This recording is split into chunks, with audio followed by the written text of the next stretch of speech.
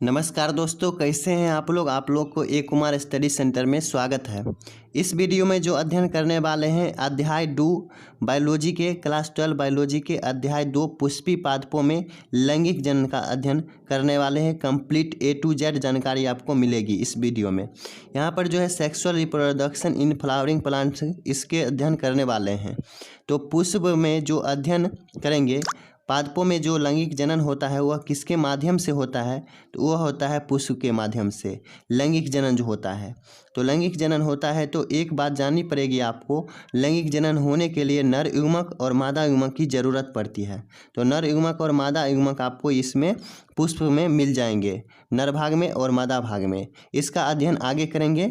यहाँ पर जो है उससे आपका भ्रूण बनते हैं नर युग्मक से और मादा युग्मक से। तो फूल के बारे में देखना शुरू करते हैं एक एक करके। यहाँ पर पुष्प के बारे में कुछ बेसिक पॉइंट हैं, उसको देख लेते हैं। तो फूल फ्लावर ये पौधों का जनन वाला भाग होता है। इसका मुख्य कार्य फल का निर्माण करना होता है। तो लैंगिक जनन वाला जो भाग होता है वह पुष्प यानी कि फूल ही होता है। और दूसरा जो पॉइंट है, पुष्प के अध्ययन को क्या कहते हैं, तो एंथोलॉजी कहते हैं। आपको कोई पूछ सकता है पुष्प के अध्ययन को क्या कहते हैं, तो एंथोलॉजी कहते हैं। इस तरह से आप बता देंगे। इस तरह से आपका 2 पॉइंट क्लियर हुआ। अब तीसरा पॉइंट को देखते हैं। पुष्प के मुख्यतः 4 भाग होते हैं और बहुत सारे भाग होते हैं, लेकिन मुख्यतः यहाँ पर 4 भाग ये होते हैं। तो पहला भाग जो है बाह्य दलपुंज और इंग्लिश में इसे कैलिक्स कहते हैं। दूसरा दलपुंज कोरोला कहते हैं। और तीसरा पुमंग एंड्रोसियम कहते हैं। और जयांग गैनोसियम कहते हैं। पुमंग आपका ये नर भाग हुआ और यहाँ पर जयांग जो है इसे मादा भाग कहते हैं। और दलपुंज जो जिसे रंग बिरंगे जो देखते हैं पुष्पों में लगे हुए उसे कहते हैं दलपुंज।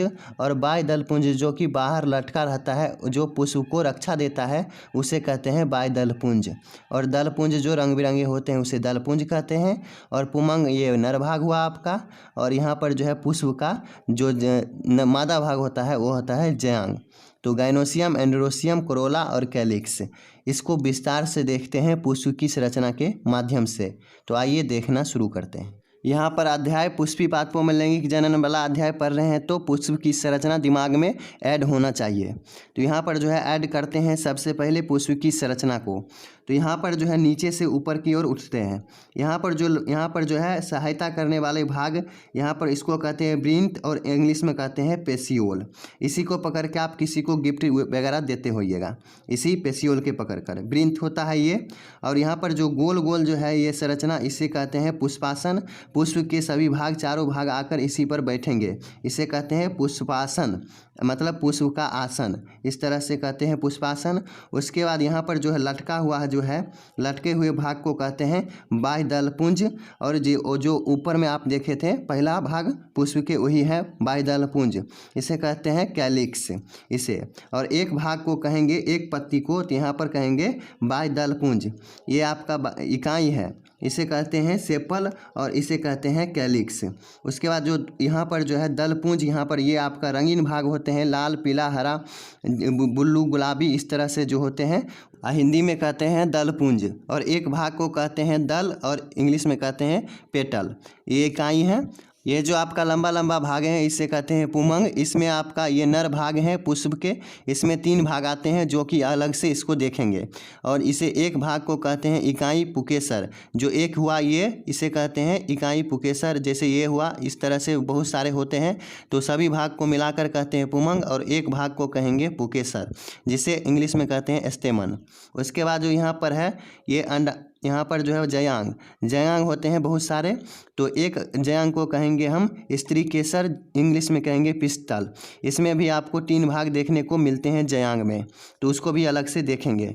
तो चलिए देखते हैं। ये आपका पुरुष वाला भाग हुआ पुमंग और ये आपका जयांग। इसको अलग से फिगर में देखते हैं ताकि आपको कंप्लीट समझ में आ जाएगा। यहाँ पर जो है एंड्रोसियम इसके 3 भाग होते हैं, पुतंतु फिलामेंट कहते हैं। और परागकोश एंथर, इसके अंदर ही परागकण का निर्माण होता है। जो परागकण यहाँ पर है पोलन ग्रेन। और यहाँ पर जो है स्त्री केसर गैनोसियम जयांग। और यहाँ पर इसके भी 3 भाग होते हैं, अंडाशय ओवरी और वर्तिका स्टाइल और वर्तिकाग्र स्टिग्मा। इस तरह से इनके भी 3 भाग और इनके भी 3 भाग। तो इसको 3 भाग को देखते हैं। पुतंतु ये जो लंबा लंबा गया है इसे कहेंगे हम पूतंतु। और परागकोश ये जो है गोलका, ये गेंद टाइप का, इसे कहते हैं परागकोश। इसके अंदर ही ये दाना दाना आपका ये परागकण भरा रहता है, इसे परागकण कहते हैं, पोलन ग्रेन।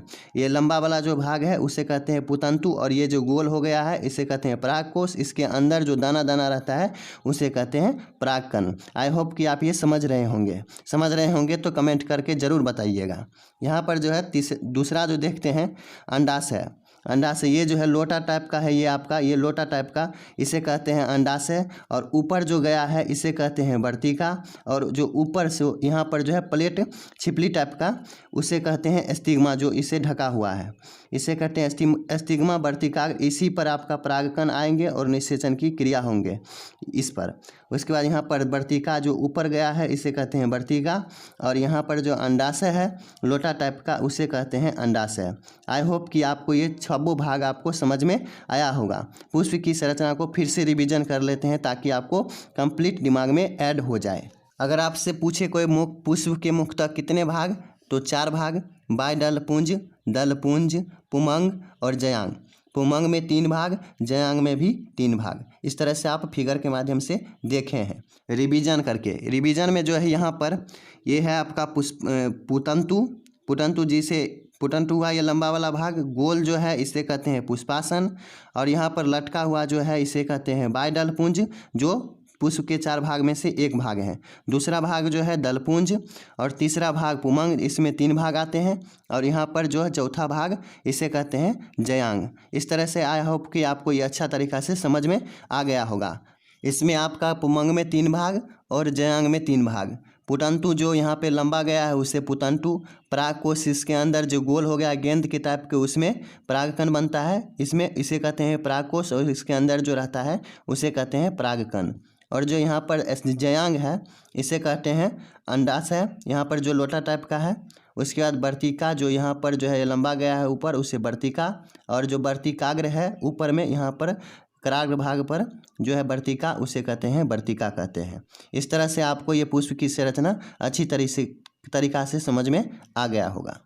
आई होप कि आप पुष्प की संरचना को अच्छी तरीक़ा से समझ गए होंगे, जो कि पौधों में लैंगिक जनन का कार्य करते हैं। तो लैंगिक जनन का कार्य करने के लिए आपको चाहिए नर युग्मक और मादा युग्मक। तो नर युग्मक और मादा युग्मक चाहिए फूल के लिए। तो यहाँ पर जो है एक नर वाले भाग को लेकर देखते हैं जो कि है पुकेसर। बहुत सारे पुकेसर को मिला देने से पुमंग बनता है।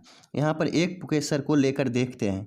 तो लेकर देखने पर यहाँ पर जो है ये डंठल का जो भाग है इसे पूतंतु कहते हैं, जो कि आप पुष्प की संरचना में देख चुके हैं। और यहाँ पर जो है गोल टाइप का ये है परागकोश। अगर परागकोश, इसी में आपका परागकण का निर्माण होता है लघु बीजाणु जनन द्वारा।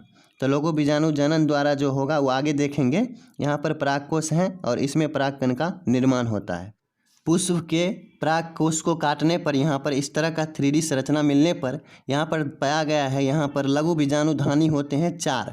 यानी उंगली को काट देंगे तो यहाँ पर आपको मिलेंगे 2 पाली, और उस 2 पाली में होंगे 2 प्रकोष्ठ, 1 प्रकोष्ठ, 2 प्रकोष्ठ, 3 प्रकोष्ठ, 4 प्रकोष्ठ। इस तरह से इसमें होता है। आई होप कि आप ये समझ गए होंगे उंगली के एग्जाम्पल। जिस तरह से उंगली को काटने पर आपको मिला उसी तरह से ये भी गोल होते हैं। 4 उंगली के मिलाने पर ये गोल हो जाते हैं। तो ये उंगली का नहीं, ये पुष्प के परागकोश में होता है।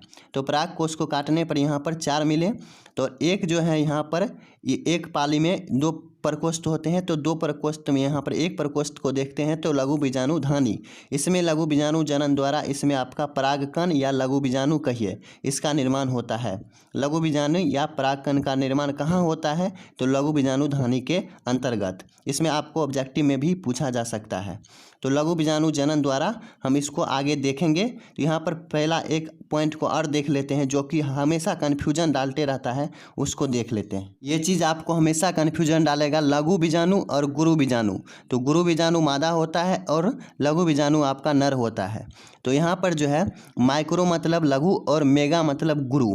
तो पहला गुरु जो होती है हम सबका वो होती है माँ। तो इस तरह से आप समझ जाइए, गुरु होती है मादा तो यानी कि माँ होती है। इस तरह से मेगा स्पोरोजेनेसिस और माइक्रो स्पोरोजेनेसिस। तो इस तरह से लघु बीजाणु जनन और गुरु बीजाणु जनन आगे जो होगा उसको देखेंगे। इस कन्फ्यूजन को आप दूर कर लीजिए। अभी तक इसमें पुष्प के चारों भागों के देखें, अच्छी तरीक़ा से चारों भाग को देख लिए। आई होप कि आपको सब कुछ समझ में बारी बारी से आया होगा। तो समझ में आया है तो वीडियो को लाइक कर दीजिए, चैनल को सब्सक्राइब कर लीजिए और हो सके तो अपने फ्रेंडों तक इस वीडियो को शेयर कर दीजिए ताकि उनको भी मदद मिल सके। और नेक्स्ट वीडियो में जो देखेंगे वो देखेंगे लघु बीजाणु जनन, जो कि आपको तुरंत नोटिफिकेशन वीडियो का मिल जाएगा और समय पर आप देख लेंगे। लघु बीजाणु जनन को देखने वाले हैं। तब तक के लिए इतना ही। जय हिंद, वंदे मातरम।